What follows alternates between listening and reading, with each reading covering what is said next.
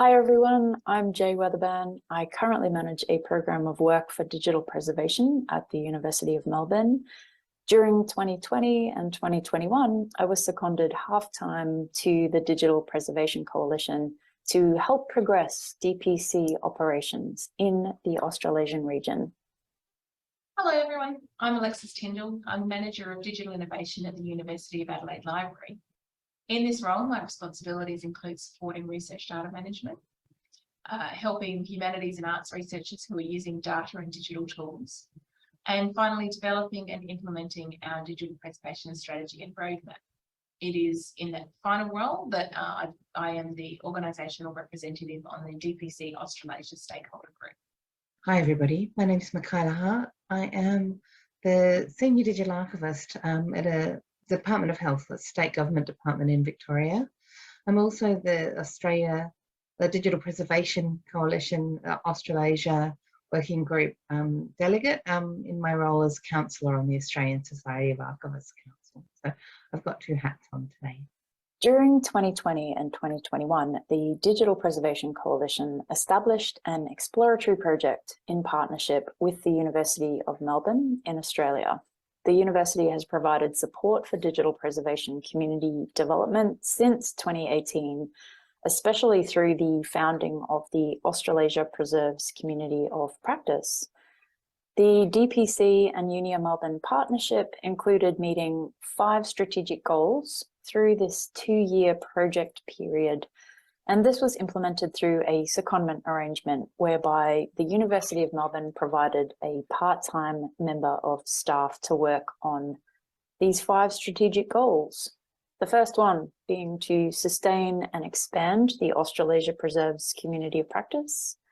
The second, to deliver a DPC program in Australasia and surrounding territories.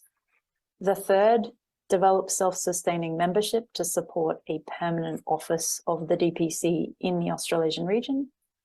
The fourth, to amplify digital preservation activities in Australasia for the benefit of DPC members. And the fifth, amplify the DPC's messages about the need for and the benefits of digital preservation. Despite the pandemic greatly impacting the program delivery and the planning for sustainable ongoing operations, DPC membership in the region grew from 3 to 15 members during the project period, and many achievements were made in each of the project's 5 strategic goals. One major achievement was sustained support for the Australasia Preserves digital preservation community of practice.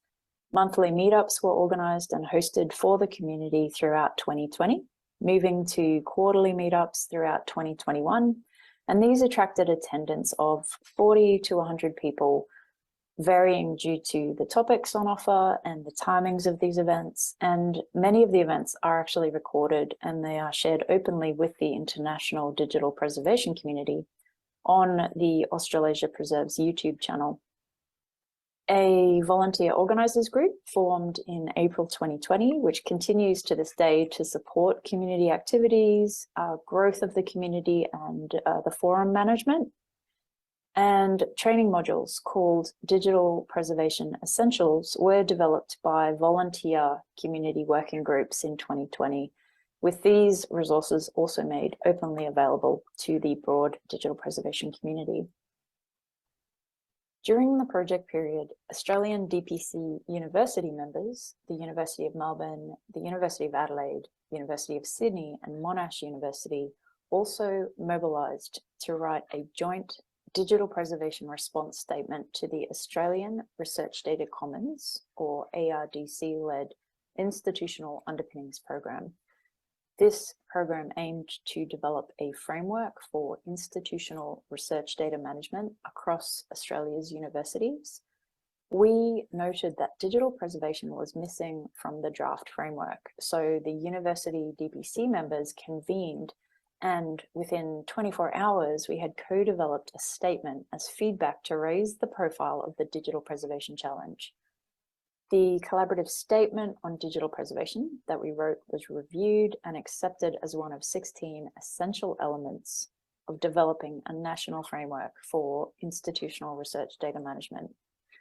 Without the regional activity and the connections that DPC Australasia has enabled, we may not have been able to move so quickly or so cohesively to take this opportunity to contribute to a really influential national initiative.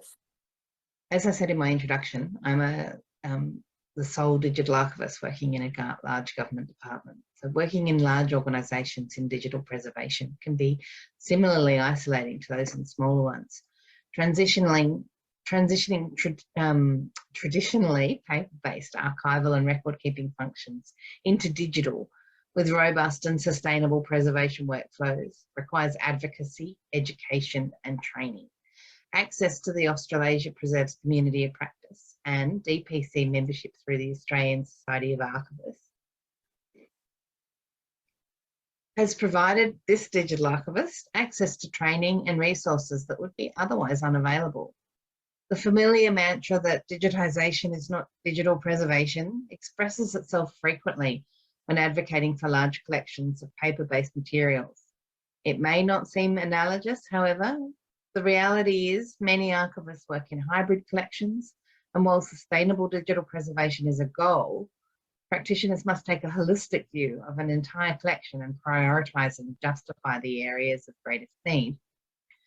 Australasia Preserves provides a space for testing ideas and sharing challenges and mistakes, so that when practitioners are at the point of making a business case or operationalising digital preservation workflows, much of the macro thinking has already been progressed.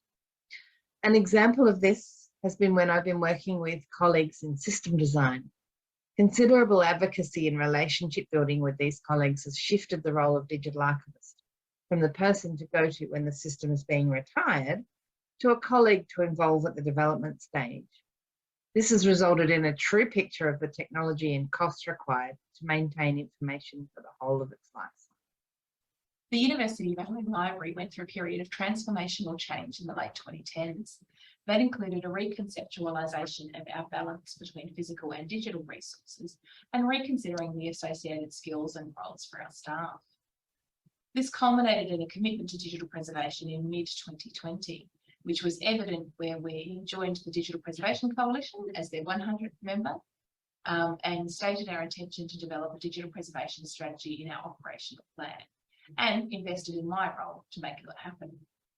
Having made that strategic and public commitment, a group from across library teams set themselves to the task.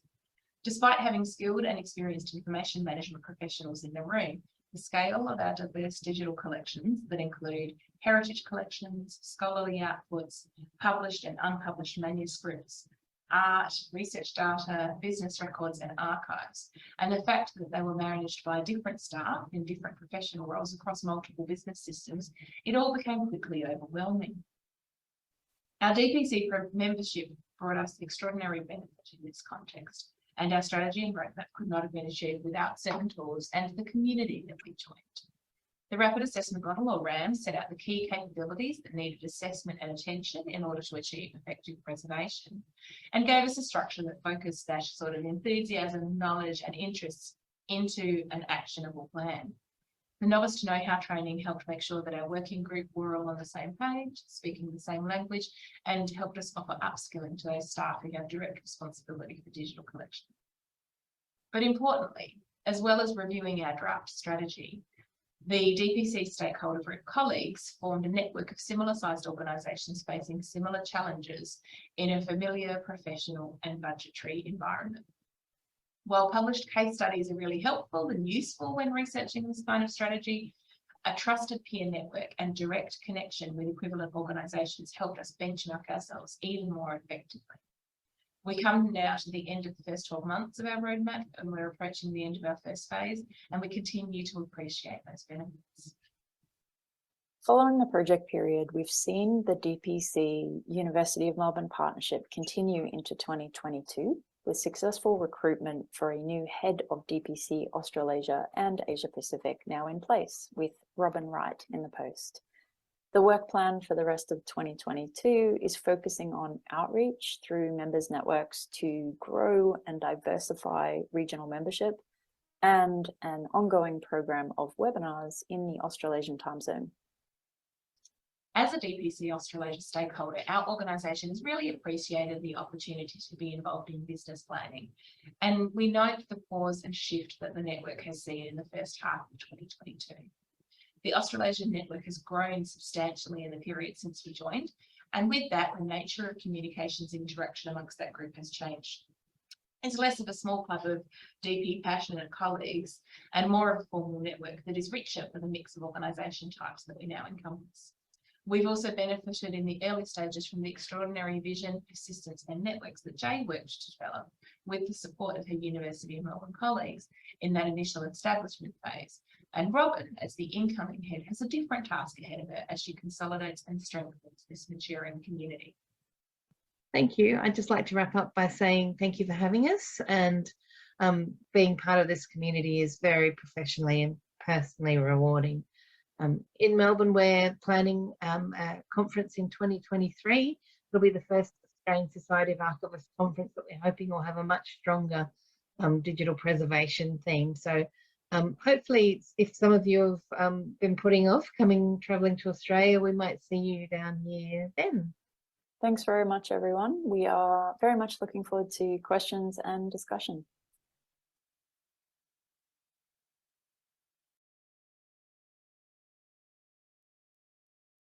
All right. Jaye, could I invite you to come back on screen?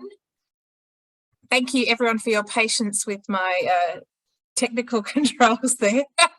Unfortunately, I couldn't see you telling me that you could see the chat window on my screen without looking at the chat window. So hopefully it settled down there during the course of that presentation. So thanks very much for that presentation, Jaye. Hilariously, I'm also thanking myself as one of your co-presenters. I hope that people found that interesting. It was an introduction to the first couple of years of Digital Preservation Coalition Australasia. I might just kick off with a question. Do you have any observations on the experience of building that network in a time where physical travel was a bit more difficult? Whether there were some benefits or some drawbacks to establishing that in that period of time?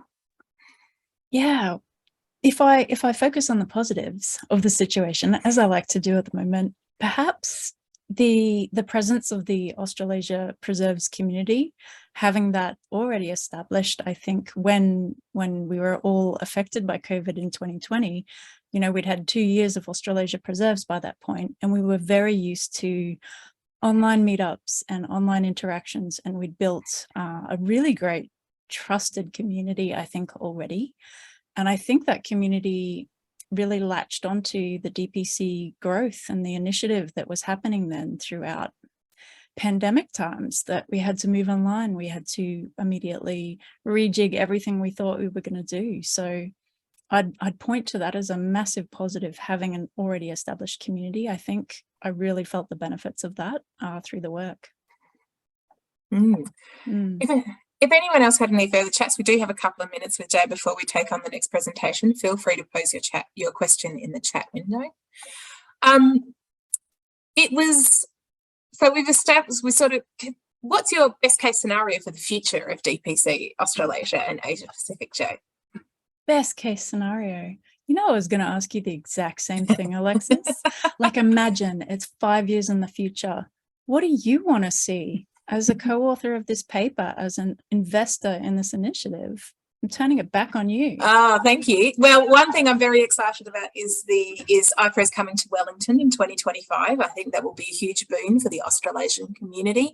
I know that personally my institution is, I'm already trying to leverage that conference being in our region as a driver for us to get moving on some big digital preservation projects that I'd like to now say, well, look, if we achieve this over the next couple of years, we could report on it to the international community in 2025. He'll be coming to our region. As I mentioned in my little bit in the presentation, I think I saw a difference from the stage when the network was a small network of stakeholders who were DPC members to a bigger network. There was a little bit of less of a clubby feel, which is probably a good thing. It was a more open and less clicky network, but it also meant that a range of different kinds of organisations. So I almost joined, and so I almost wonder whether there's a future where there are sort of subgroups within the regional subgroup of DPC, you know. Yeah. Stakeholder groups nested inside stakeholder groups, nested inside stakeholder groups. Is that a thing? With one big maybe coordinating function somehow, you know, thinking about how the system of that could work. I mean, yeah, it takes a lot of effort and energy to coordinate and, you know, advocate in little circles. So the more little coordination circles you could have feeding into a bigger whole. Hey, did we just solve it? I think the other thing was in Amina's keynote previously, she talked about the power of collaboration when it comes to digital preservation. And I don't think that's something that we have tapped into in the Australasian region yet. We're still meeting in order to tackle our own institutional challenges without perhaps leveraging that into something where we can collaborate to segment the digital preservation challenge, perhaps. Yeah, definitely. I think also during that keynote, Alexis, I noted, I think it was William that said, he said this lovely phrase, I think it was social infrastructure. And my brain just clicked and I went, that's exactly what all of us have been doing here over the last 4 years. We've been building like a social infrastructure. So I'm going to take that forward as well. Just that idea of what we've all kind of contributively built over the last 4 years here. I just note that Belinda has shared in the chat as well that the National Library Board of Singapore joined the DPC Australasia Stakeholder Group in 2021 and has been grateful for the networks and access to many resources on digital preservation.